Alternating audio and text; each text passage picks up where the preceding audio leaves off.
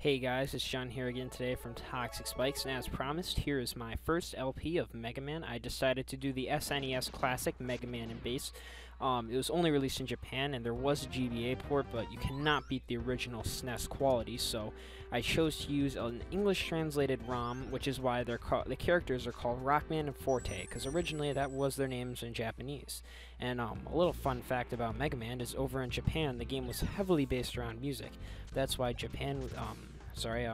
Megaman was known as Rockman, his sister was known as Roll, Proto Man was known as Blues, and Bass was known as Forte. Apparently when they came over to America, the names weren't clever enough, and they had to go the cool, edgy 4Kids kind of route and just give him names like Mega Man and Proto Man and Zero. Well, I don't know if Zero's name changed. But yeah, either way, a great game. The SNES version does have its advantages. There's nothing like beating the classic SNES 16-bit music, and there's also nothing like beating the screen size. If you play the GBA game, it just feels way too cramped. So we're going to be playing the game as Bass in this first playthrough, and I'll probably go back through and do it as Mega Man, but the reason we're doing Bass is because, I mean, come on. I mean, it's called Mega Man and Bass. You don't buy the game to play as Mega Man, you buy it to play as Bass. That'd be like going to an ice cream store where they had every flavor of ice cream in the world. No, that's a bad example. It'd be like going to an ice cream store where they had chocolate fudge mousse tracks and vanilla, and then you just pick vanilla. I mean, come on. So anyways, Bass does have his advantages. As you can see, he can dash, he has his double jump, and he can rapid fire, and he can fire in any direction. So the levels are a lot easier for Bass. They almost seemed as though they were designed for Bass, because he has way easier of a time navigating them.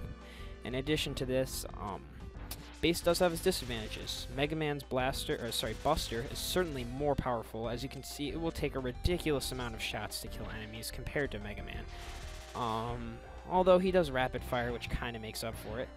And right now we're just going to be doing the very first level, and we will do the boss at the end of the level. And then I'll probably try and upload these frequently, and do one boss in each episode, one stage in each episode.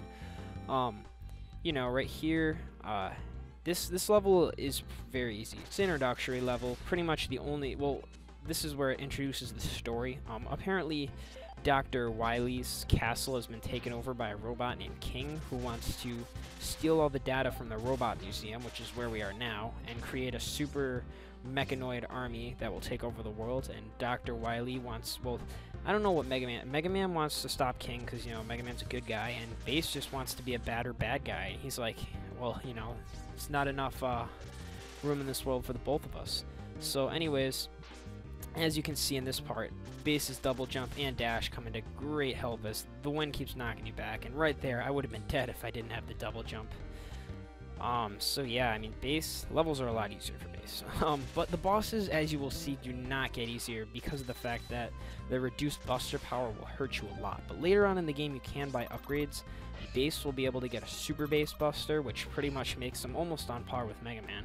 And so right here is about the only story we get in the whole game. Blues, as we can see, it's everyone's favorite hero, Proto Man, except we call him Blues because that's his Japanese name. So he's pretty much just being like, yo, what the hell's up? What you doing? And he's like, I've now obtained all the blueprints on you combat robots. With this data, I can assemble an invincible mechanoid army. Since you're a robot, you can join me if you want. Of course, Proto Man's not going to do that. Proto Man's just too cool for that. Yeah, if you don't know, Proto Man was the original, like, Mega Man kind of creation. He was a prototype, but they gave him too much personality, and he kind of went rogue in a sense, but he's still awesome and badass, and I think you can even play as him in a couple Mega Man games, but, so he goes here, and he totally misses his shot, and then King just takes him out in one shot, so he's looking like total bitch meat there on the ground, and, he's all like that Monty Python guy, and he's like, oh, it's just a scratch, just a flesh wound, but, so then Forte or Bass pretty much just explains, like, you know what, this guy seems to try and be more badder than I am, so I'm not gonna let that happen, and he goes to chase after King. Leave a comment below. Do you want me to call them by their English names or their Japanese names? Personally, I prefer calling them like Forte and Rockman and stuff because I think those are cooler, more clever names, but if you do prefer the familiar Mega Man names, I'll go with those.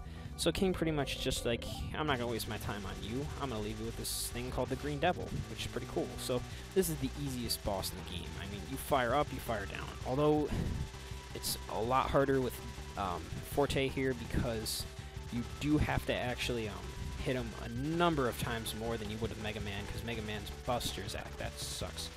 So anyways, yeah, you just keep on firing up, firing down, getting all these projectiles out of the way, and that's about it. So that's the first stage. Next time, we will be taking on the Iceman, I believe his name is. So or Freeze Man or whatever. Let me see it. His name will come up. Cold Man. That's his Japanese name at least. So anyways, stay tuned for next time. Peace.